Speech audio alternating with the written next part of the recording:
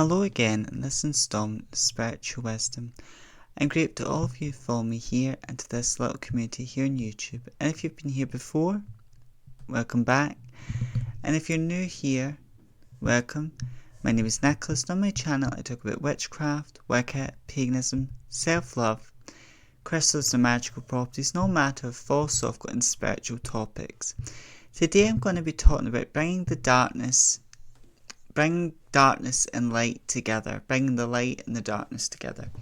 So, in our world, it's so important to, yes, we want to think positively.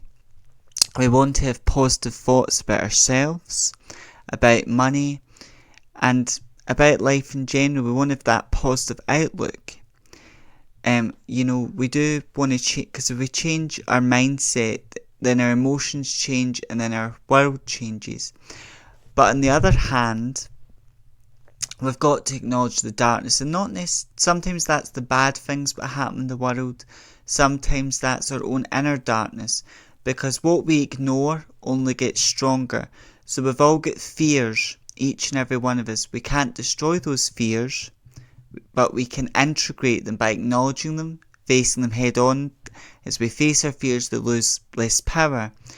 And we've all got negative thoughts, but the only way to change those negative thoughts, to change them into something positive, we have to first bring those negative thoughts into the light. Then once those negative thoughts are into the light, we can transform them into something more positive. Also within the world, especially right now, there's a lot of horrendous and horrible things that are happening. But it's not healthy to brush these things under the carpet. Things like what's going on in Palestine and Israel, what's happening to the Palestine women, children, all these people starving, being in a war zone, wasn't of their own making, and they're losing their families, they're seeing their children die of hunger. It's horrible, and it's a very tragic thing.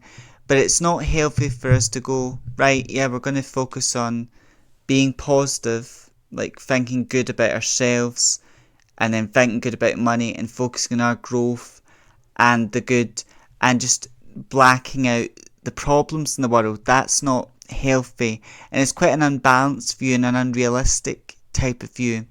So you've got to blend the two, and balance is so important. And even in our own life, so when it comes to our own life, sometimes we have to explore the darkness to get to the light by acknowledging what our fears are, what doubts we've got, what negative thoughts we've got, and then once we acknowledge them, we can transform them into something more positive. And when it comes to the world at large, we can only change the world for the better by acknowledging the problems, by speaking out about the problems in the world. Because if you think about it, all the people that changed the world, they didn't remain silent, they spoke out. So there were people who were part of the LGBT community, and I'm a member of that community, but those of us who are part of that community, we didn't get the rights and all that we got because people remained silent and turned a blind eye. Members of the community protested and spoke out about the injustice, and it's by speaking out by acknowledging the problems in the world, the darkness, and speaking out about them, which changes the world for the better. It's the same with people in the black community. When subjugation was a matter, Martin Luther King could have turned a blind eye, just accepted the way the world was, but he didn't. He spoke up about how this was wrong, how it was unjust, and he was unalived for his beliefs.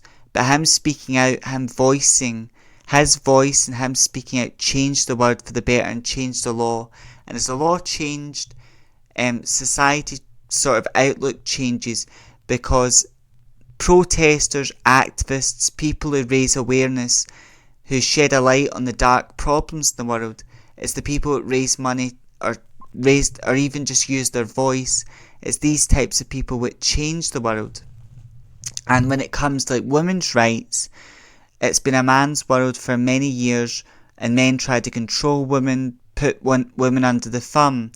But there were women who just accepted the way the world was out of fear, and then there was women that rised above fear, who saw what they were being treated as second-class citizens, But society wanted to fit them into a box, and you could either accept the box society wanted to fit you in, or you could speak out about this injustice.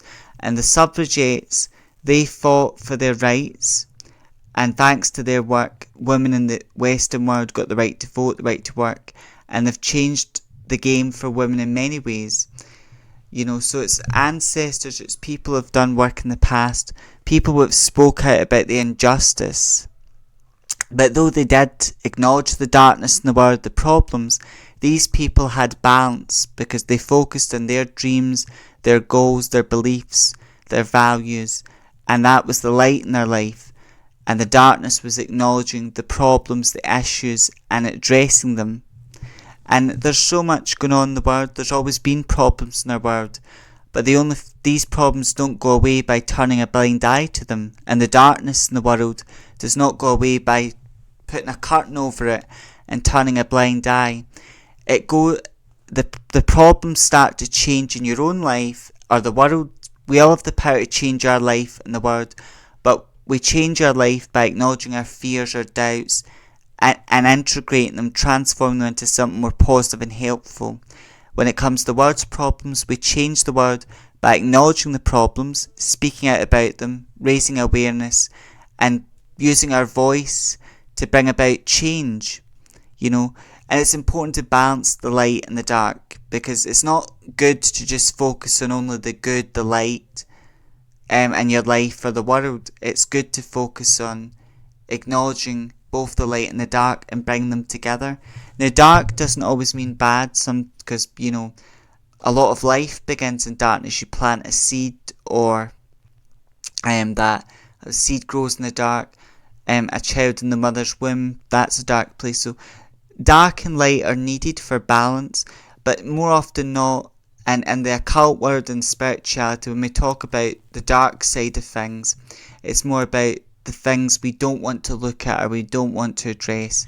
But we have to balance the both. We have to, and sometimes to get to find that light at the end of the tunnel, we need to acknowledge our fears, our insecurities, our dark thoughts, and then change them into something more positive and helpful. And then when it comes to the world's problems, we can change it by acknowledging the problem, by talking about the injustice of the problem, and raising awareness. And something be that doing a marathon, running to raise money to help with this problem, or just raising awareness. We all have the power to change our life and the world, but we can only do that by balancing both light and dark as well, bringing the two of them together. And both, we can't have light without the darkness, and both need each other, and balance is so important as well. And how we find balance in our life for the world is by acknowledging the problems, the issues, and then doing something about it, or speaking out about the problem and the issue. As always, I hope this helps. I hope it brings you guidance and hope helps you in your life journey and spiritual journey.